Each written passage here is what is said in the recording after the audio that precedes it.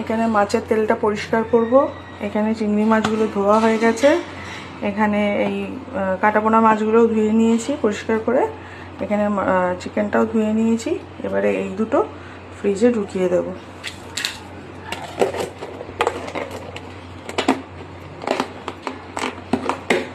এগুলো ঢুকিয়ে রেখে দেবো, অন্যদিন হবে এটা।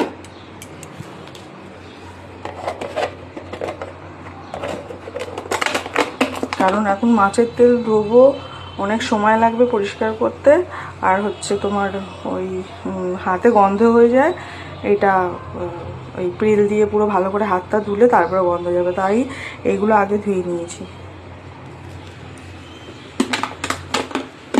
এই হচ্ছে আমাদের লাইফ।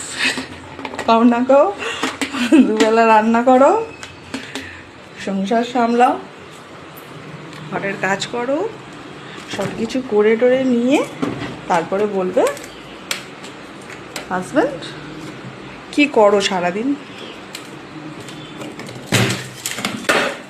কি আর করবো, এদেরকে বুঝিয়ে কোনো লাভ নেই, হচ্ছে কথা। এইগুলো হয়ে গেছে। মাছের তেলটা পরিষ্কার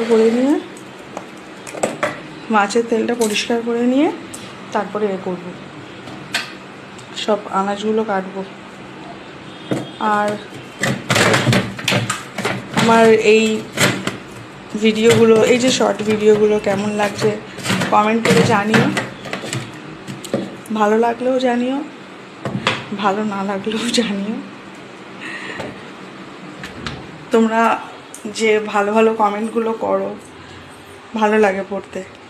তো একটু যদি সময় থাকে হাতে তাহলে একটা কমেন্ট করে যেও। আর কেমন লাগছে সেটা জানিও। আসছি আবার একটু পরে।